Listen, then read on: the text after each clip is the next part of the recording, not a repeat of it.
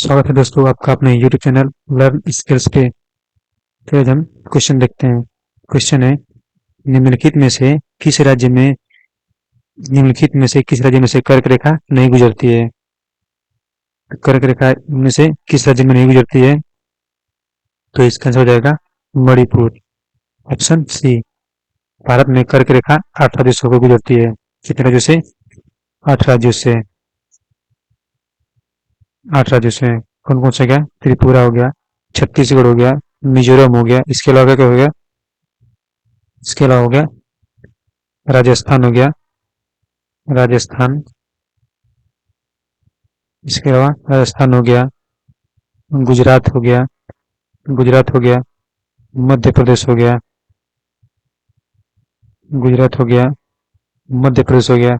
इसके अलावा क्या बचा? पश्चिम बंगाल हो गया, पश्चिम बंगाल। इसके अलावा हो गया पश्चिम बंगाल। इसके अलावा कौन सा बचा? एक झारखंड हो गया, झारखंड। त्रिपुरा हो गया, छत्तीसगढ़ हो गया, मिजोरम हो गया, राजस्थान, गुजरात, मध्य प्रदेश, पश्चिम बंगाल, झारखंड। इन 8 राज्यों से होकर कर्क रेखा गुजरती है। यहाँ पे चित्रकूट जलप्रपात निम्नलिखित में किस स्थान पर स्थित है? चित्रकूट जलप्रपात इनमें से कहाँ स्थित है? तो है इंद्रावती नदी पर। ऑप्शन सी, इंद्रावती नदी। ये कहाँ पड़ती है? तो ये पड़ती है छत्तीसगढ़ के बस्तर जिले में।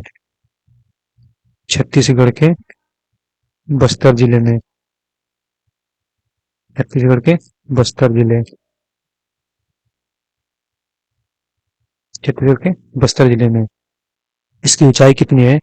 तो ऊंचाई इसकी हो जाएगी, इसकी ऊंचाई कितनी जाएगी? तो है 90 फीट ना, 90 फीट। इसकी ऊंचाई हो जाएगी 90 फीट। इस जलप्रपात को भारत का नियाग्रा भी कहा जाता है, यानी भारत का नियाग्रा, भारत का नियाग्रा। चल फ्रेंड्स, अगला क्वेश्चन देखते हैं हम। कुमाऊं हिमालय निम्नलिखित में किन दो नदियों के बीच स्थित है? कुमाऊं हिमालय है जो, वो इनमें से किन दो नदियों के बीच स्थित है? हो जाएगा सतलज नदी और काली नदी। ऑप्शन सी, सतलज नदी और काली नदी। हिमालय का जो क्षेत्र है, हिमालय क्षेत्र को 4 भागों में बांटा गया है। हिमालय क्षेत्र को 4 भागों में बांटा गया है। कितने? 4 भागों में।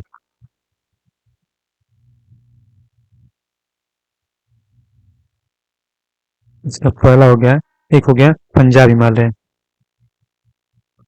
कौन हो गया? पंजाब हिमालय।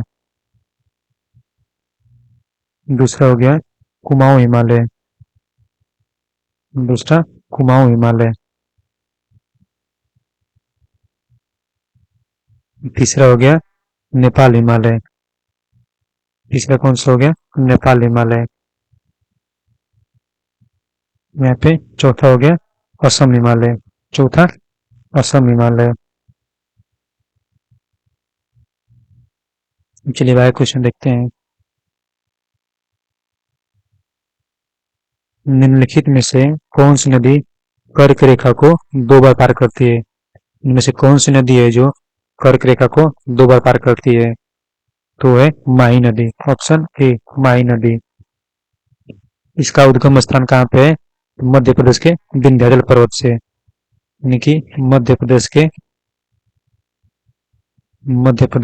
विंध्याचल पर्वत, विंध्याचल पर्वत से,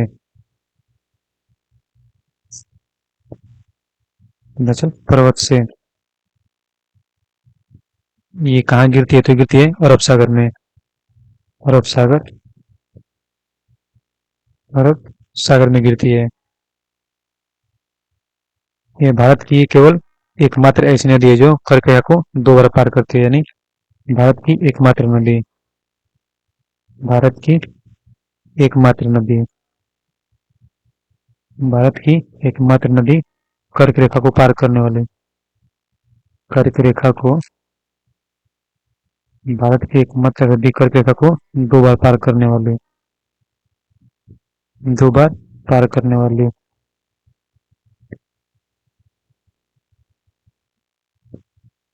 एक क्वेश्चन बहुत आता है कि वो कौन सी नदी है जो करके को 2 बार पार करती है, तो हो जाती है माही नदी। फिर अगला क्वेश्चन देखते हैं। नीली क्रांति निम्नलिखित में किससे संबंधित है? नीली क्रांति है वो इनमें से किससे संबंधित है? तो नीली क्रांति किसमें है? तो वो है मछली उत्पादन से। ऑप्शन सी, मछली उत्पादन से।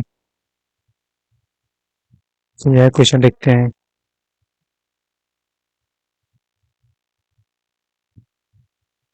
ये खाद्यान्न उत्पादन किससे संबंधित है? तो ये हरित क्रांति से। खाद्यान्न को हो जाएगा हरित क्रांति। खाद्यान्न को हो जाएगा हरित क्रांति। यहाँ पर दिया तिलहन उत्पादन, तो हो जाएगी पीली क्रांति। तिलहन को हो गया पीली क्रांति। दुग्ध उत्पादन ये उसका हो जाएगा श्वेत क्रांति। दुग्ध उत्पादन का श्वेत क्रांति। अपना सारा क्वेश्चन देखते हैं अब।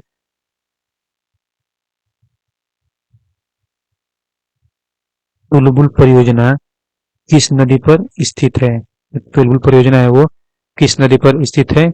तो है झेलम नदी। ऑप्शन बी, बुलबुल परियोजना झेलम नदी पर स्थित है। ये कहाँ पड़ती है? तो ये पड़ती है कश्मीर के बारामूला में। कश्मीर के बारामूला में। कश्मीर के बारामूला बारामूला जिले में।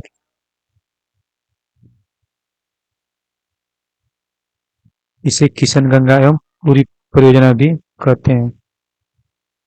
यहाँ पे यानी झेलम नदी पर यानी इस नदी पर एक है किशनगंगा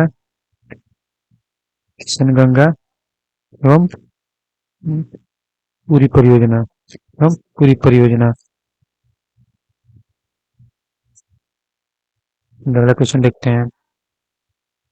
भारत की निम्नलिखित नगरों में से किसमें देश का प्रथम कृत्रिम रबर संयंत्र लगाया गया है? निम्नलिखित नगरों में से किसमें देश का पहला कृत्रिम रबर संयंत्र लगाया गया है? तो लगाया गया है पानीपत में। ऑप्शन ए, पानीपत में। कब लगाया था? तो लगाया था 2013 में। 2013 में। किसने उद्घाटन किया था? तो वो किया था पेट्रोलियम एवं प्राकृतिक गैस मंत्री वीरप्पा मोइली ने। वीरप्पा मोइली ने। तो अगला क्वेश्चन देखते हैं। भारत में सबसे बड़ी तेल शोधनशाला कहाँ स्थित है? भारत में सबसे बड़ी तेल शोधनशाला कहाँ स्थित है? तो स्थित है जामनगर में। ऑप्शन ए यानी जामनगर। ये कहाँ पर स्थित है? ये स्थित है गुजरात में। गुजरात में स्थित है। चलिए आगे देखते हैं। निम्न में वायुमंडल की सबसे निचली सतह कौन सी है? वायुमंडल की सबसे निचली सतह कौन सी है? चलो इसका आंसर हो जाएगा क्षोभ मंडल। ऑप्शन क्षोभ मंडल। Option B.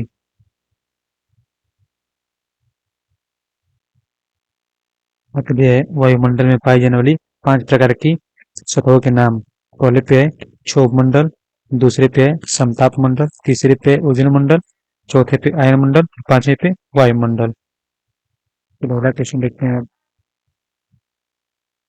2011 की जनगणना के अनुसार निम्नलिखित राज्यों में किसमें नगरीकरण का स्तर सबसे निम्न है?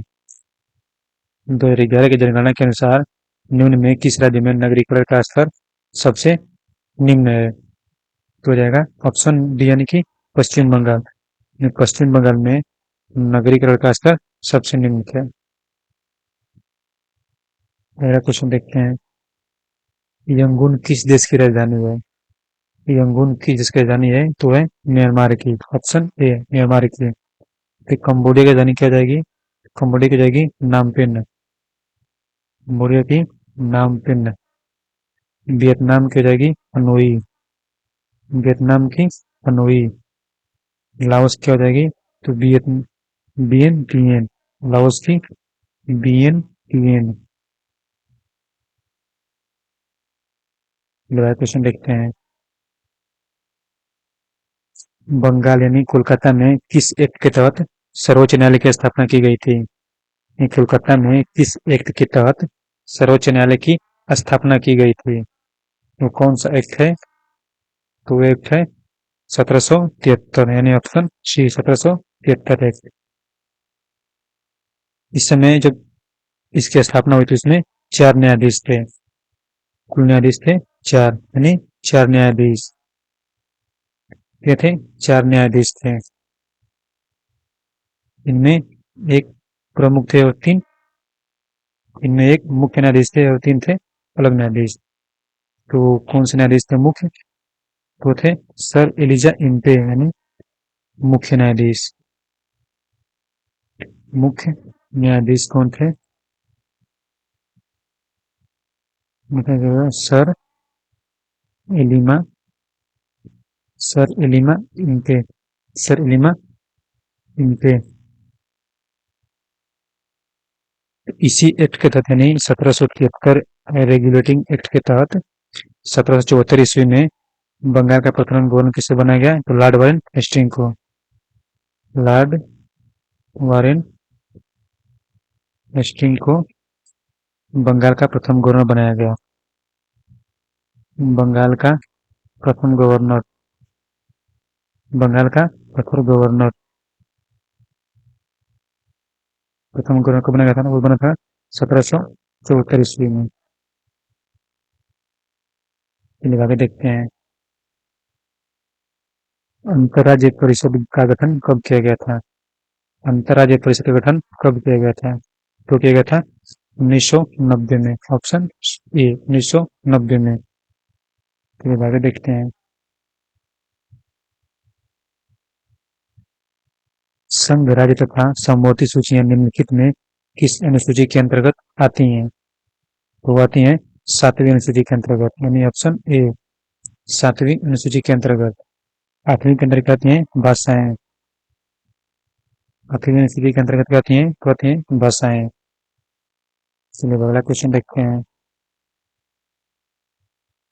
निम्नलिखित में से कौन सा लौह धातु के क्षयकरण में आवश्यक है? इनमें से कौन सा लौह धातु के क्षयकरण में आवश्यक है? तो इसका हो जाएगा ऑक्सीजन तथा नमी, यानी ऑक्सीजन और नमी। Option B. लगा के देखते हैं। सफेद प्रकाश में उपस्थित निम्नलिखित रंगों में से कौन सा रंग सीसा के प्रिज्म द्वारा सबसे कम विचलित होता है? तो हो जाएगा लाल रंग। निम्नलिखित में से कौन सा पदार्थ पृथ्वी पर प्राकृतिक रूप से पाया जाने वाला सबसे कठोर पदार्थ है?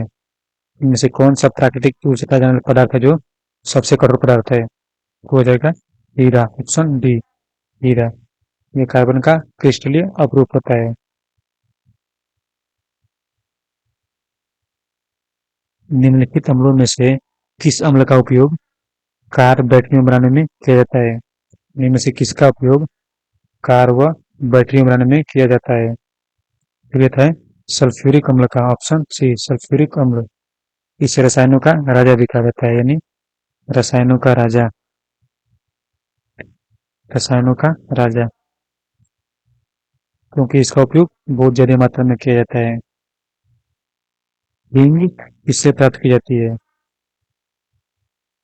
ये प्राप्त होती है जड़ों के निष्कर्षण से। जड़ों के निष्कर्षण से। ये किस पौधे से प्राप्त की जाती है? फिर इसका पौधा हो जाएगा फेरुला हींग। फेरुला हींग। इसका प्रयोग औषधि के रूप में किया जाता है, यानी हींग का प्रयोग औषधि के रूप में किया जाता है। औषधि के रूप में। आगे देखते हैं। महासागर में डूबी वस्तुओं का महासागर में डूबी वस्तुओं की स्थिति जानने के लिए निम्न में किस यंत्र का प्रयोग किया जाता है? अगर महासागर में कोई वस्तु डूबी हो तो उसे किस यंत्र से पता किया जाता है? तो वो किया जाता है सोनार से। ऑप्शन डी सोनार। भारत का ओसनिक नेशनल पार्क कहाँ स्थित है? भारत का ओसनिक नेशनल पार्क कहाँ स्थित है? तो वो स्थित है गुजरात के कच्छ में। कच्छ के मतलब होगा गुजरात के कच्छ में। चलिए आगे देखते हैं। नागरिकता संशोधन विधेयक 2019 राज्यसभा के द्वारा कब पारित किया गया था? तो पारित किया गया था 11 दिसंबर 2019 को। Option B. चलिए, आज के लिए इतना ही।